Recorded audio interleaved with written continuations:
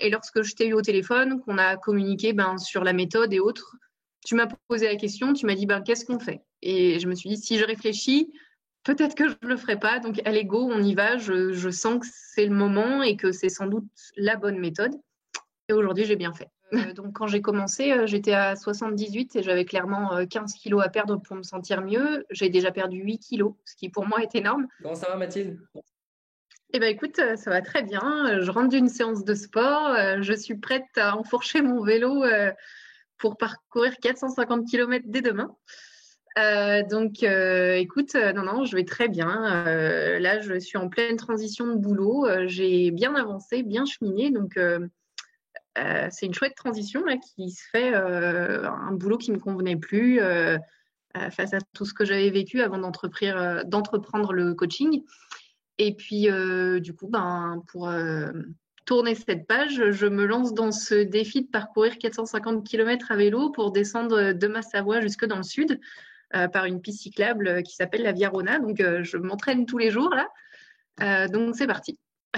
Waouh, ok, trop bien. Bah écoute, j'ai hâte que tu Voilà. me dises un peu plus. Je te propose qu'on va prendre le temps aujourd'hui de refaire un petit peu un point Ouais, sur le parcours, sur ce que tu as réalisé, et puis derrière, c'est quoi la feuille de route aussi pour la suite. Ça te oui, va? parfait. Génial. J'ai une petite question avant qu'on démarre, Mathilde.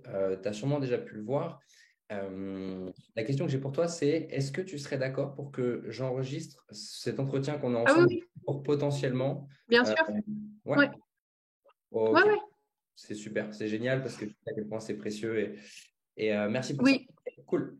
Génial. Alors Mathilde, moi ce que j'aime bien comme première question, c'est qu'on se replonge un petit peu quelques mois auparavant et qu'on aille se poser oui. la question de qu'est-ce que tu vivais quand tu es arrivé la première fois qu'on s'est eu en entretien. Qu'est-ce que tu vivais à ce moment-là? C'était quoi les challenges que tu rencontrais? Eh ben, pas des moindres. Quand j'ai pris contact avec toi en janvier, je crois, je sortais de 2 mois très difficiles où en novembre, on a dû prendre une lourde décision que d'interrompre ma grossesse à quasiment 6 mois de grossesse. Donc, j'ai dû accoucher. On a perdu mon petit garçon qu'on a enterré et autres. Donc, phase très douloureuse, très difficile. Et en fait, j'étais vraiment au fond et je savais que c'était maintenant ou jamais qu'il fallait que je prenne soin de moi, que je pense à moi et que j'avance pour pouvoir me relever de tout ça. Voilà où j'en étais. D'accord, ok. Et qu'est-ce qui te fait dire qu'il y avait quelque chose qui allait pas, mis à part cet événement, tu vois? C'était quoi je pose, Ben, c'était quoi les en fait, symptômes que tu ressentais, tu vois, dans ton quotidien? C'est de manière tangible un petit peu. Qu'est-ce qu'il y avait? de manière récurrente depuis toujours, face à quelque chose qui n'allait pas, j'avais tendance à, d'ailleurs, que ça aille ou que ça aille pas, je me rends compte. Mais surtout dans ces moments vraiment de down où ça n'allait pas du tout, je mangeais un peu pour combler ce manque et ces émotions que je maîtrisais pas du tout. Et puis là, face à un tel événement, au-delà des kilos de grossesse que j'avais perdus au départ et que j'avais tout repris parce que psychologiquement, ça n'allait pas, je savais que j'avais besoin d'aide parce que je m'en sortirais pas. Et qu'au-delà de cet événement difficile, c'était vraiment l'image de moi qui me posait problème, ma confiance en moi. Voilà, Ok, ok, donc image de toi, confiance en toi. Tu sentais qu'émotionnellement, tu n'arrivais plus à gérer, du coup, ça t'arrivait de manger quand on n'avait pas spécialement envie, c'est ça? c'est ça.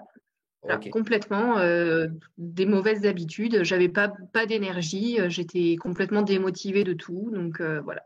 Ok, d'accord. Et qu'est-ce qui a fait la transition, tu vois, entre le moment du coup, où tu vis ce que tu vis et le moment où tu te Oui. dis, il faut que je me fasse aider. Est-ce que c'est en voyant quelque chose sur Internet? Est-ce que c'est une prise de conscience, toi, qui t'a mis en recherche du coup de solution? Comment ça s'est passé concrètement, cette étape? Ben, déjà, c'est l'événement vécu qui fait que je me suis dit qu'il fallait que je me remette en route parce que, voilà, j'ai une petite fille, mon mari, et que j'avais pas le droit de me laisser aller comme ça. Et puis après, c'est en te voyant sur les réseaux, en tombant sur des vidéos parce que je faisais que de regarder des pages de perte de poids ou autre. Et en ayant essayé des tas de choses auparavant, je savais que ça le faisait pas. Et là, ça a vraiment fait tilt parce que c'était quelque chose de différent. Bien sûr, il y avait l'aspect poids et physique, mais il y avait aussi tout l'aspect émotionnel qui, au fond, moi, je le savais, était vraiment à travailler. D'accord, ok. Donc, C'est ça spécifiquement qui te fait venir vers nous? Tu vois, souvent, je me pose la question, qu'est-ce qui t'a fait venir vers nous plutôt que d'aller vers soit une autre méthode ou même vers un Ouais, psychologue ouais, ouais. ou même, tu vois, psychologue, hypnothérapeute, il y a plein d'autres thérapies. Qu'est-ce qui t'a fait choisir Ben, de travailler avec nous? parce que clairement, voilà, j'avais essayé déjà des tas de choses auparavant. Ça n'avait jamais été efficace et je savais qu'au-delà du poids, c'était pas que le poids. Il y avait vraiment un profond mal-être et j'avais beaucoup de choses à régler avec moi-même pour me sentir mieux. Et je pense enclencher cette perte de poids, mais qui n'était pas la seule à traiter, quoi. C'était un tout. Et comme tu le dis, c'était que un symptôme, le poids. D'accord. Ok. Voilà. Ok. Et est-ce que tu te souviens de comment tu t'es senti au moment de la décision? Est-ce qu'il y avait des peurs? Est-ce qu'il y avait j'imagine beaucoup d'espoir autour de ça? Comment tu t'es senti à ce Eh moment-là? ben, beaucoup d'espoir, oui, parce que je me suis dit, c'est maintenant ou jamais, il faut que j'y aille. À ce moment-là, j'étais en congé maternité en janvier, je reprenais le travail en mars. Et je me suis dit, voilà, j'ai cette deadline et il faut que je m'en serve à bon escient, il faut que j'y aille à fond.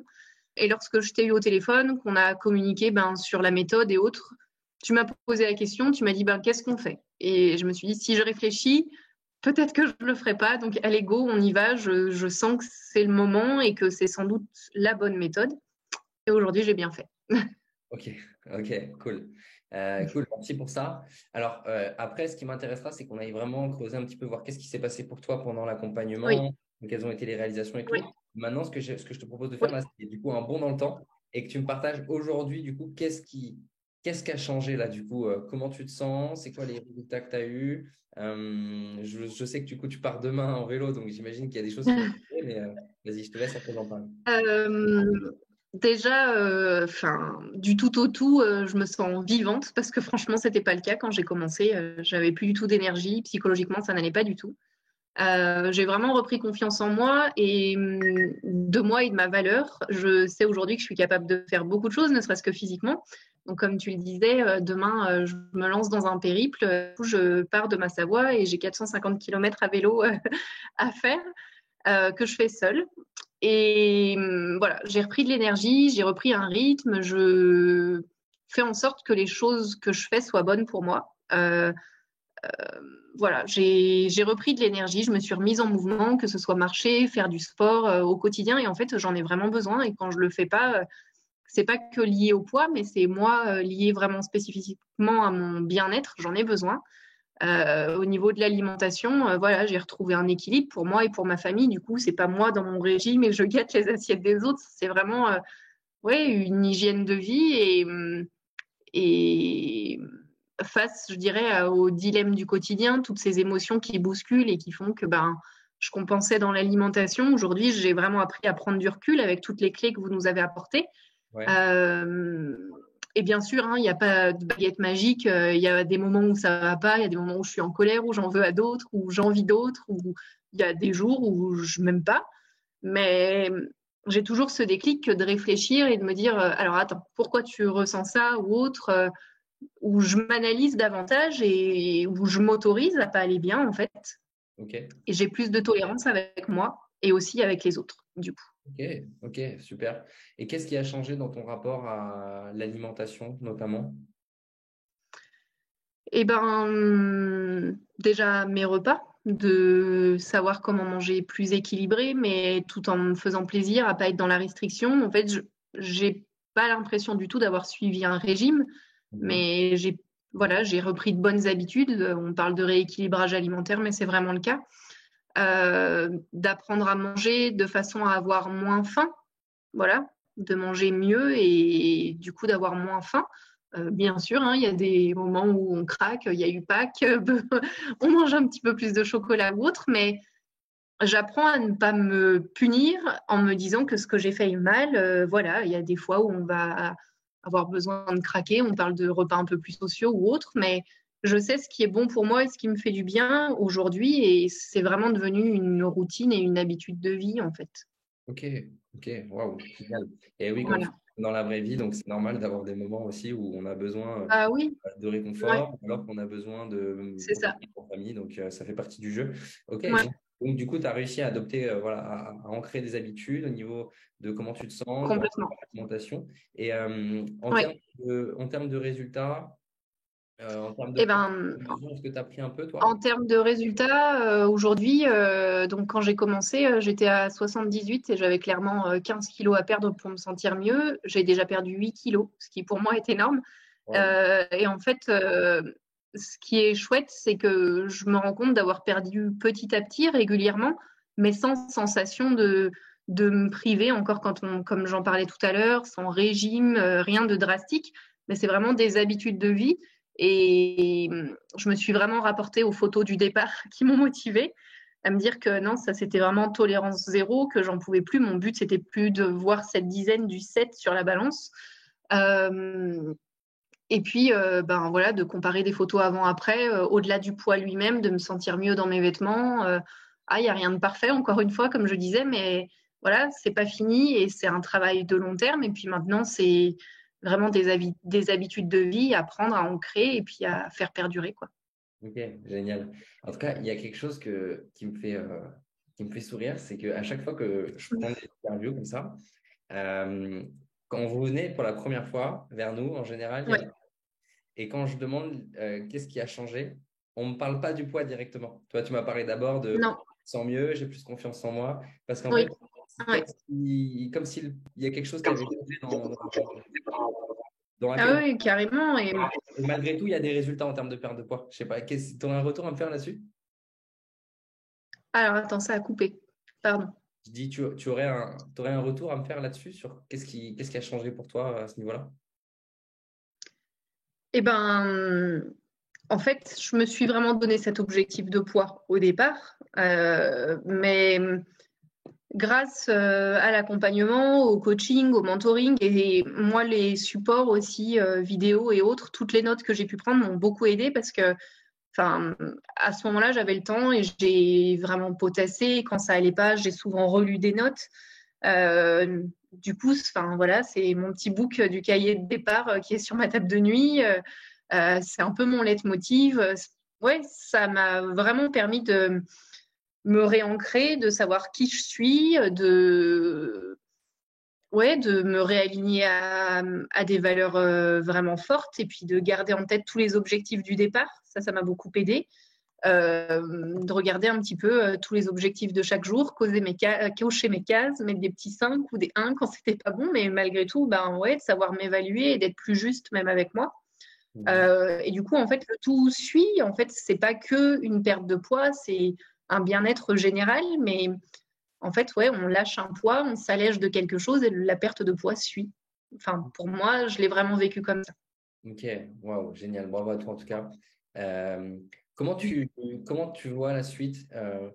Est-ce que, tu vois, il y a souvent cette question de long terme en fait. Est-ce que tu te sens plus sereine sur le Oui, fait d'évoluer maintenant pour la suite? Comment tu te sens par rapport à ça? Le fait et ben de beaucoup tenir sur le long plus terme. sereine parce que vraiment sereine dans le sens où, encore une fois, j'ai pas eu l'impression de faire quelque chose de drastique, de faire un régime comme j'en ai fait des tas et des tas auparavant, auprès desquels je me suis jamais tenue.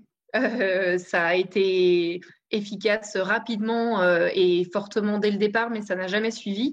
Et là, en fait, de voir que c'est petit à petit et que c'est confortable à faire, ben, je sais que j'ai pas fini, que j'ai pas atteint mon objectif et que je pourrais continuer.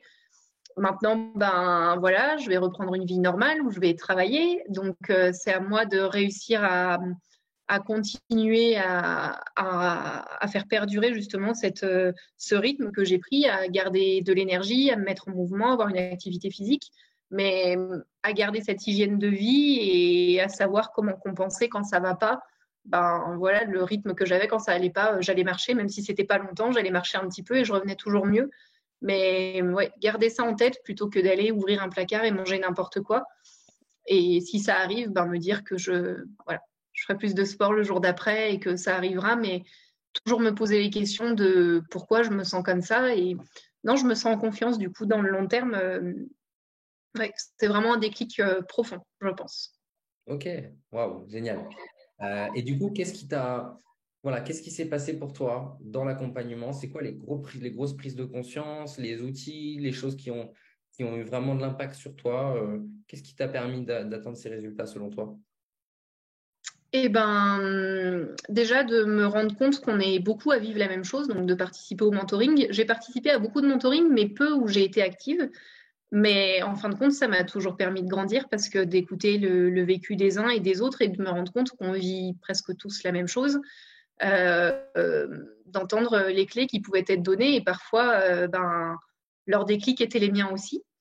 Voilà, mes participations, puis les coachings individuels où ça m'a vraiment permis de lâcher, voilà, de pas garder un masque à chaque fois et d'être moi et de lâcher ce qu'il y avait à lâcher, d'avoir des clés données par Thibaut qui m'accompagnait à chaque fois, de re-regarder le mentoring et puis de me dire, mais oui, en fait, parfois on, a, on se charge de poids qui ne sont pas forcément les nôtres et qui n'ont pas lieu d'être. Et vraiment le contenu, toutes tes vidéos, que ce soit les tiennes, celles de Charles, de revoir les mentorings précédents, ça m'a toujours beaucoup aidé. Mes petites notes, mes phrases stabilotées, voilà, c'est un tout et vraiment le tout est précieux. Et ça reste une Bible au quotidien qui me servira encore. Voilà. Génial. Ok, super. Trop bien. Alors, il y a une question que j'aime bien poser, c'est si tu devais donner un conseil à la toi d'il y a quelques mois, ce serait quoi ton meilleur conseil pour cette personne-là, pour elle? Déjà, ce serait de me dire que ça peut toujours aller mieux. Que lorsqu'on arrive dans des moments où on est au plus bas comme ça, ouais, certes, c'est super difficile. On se dit qu'on n'y arrivera jamais, mais en fait, avec du recul, c'est des épreuves qui sont, ouais, j'arrive à le dire aujourd'hui, des cadeaux de la vie pour nous aider à rebondir, à nous propulser de l'avant. Euh, mais voilà, il y a toujours possibilité. Je me dirais qu'il était temps et qu'il faut accepter de se faire aider, qu'on ne peut pas tout résoudre soi-même et qu'on n'est pas plus faible qu'un autre en fait et qu'on a toutes les ressources en nous. Waouh, propre et précieux. Cool. Merci beaucoup, Mathilde. Ça fait chaud au cœur et à chaque fois, ça nous reconnecte à pourquoi on fait les choses. Donc, c'est génial.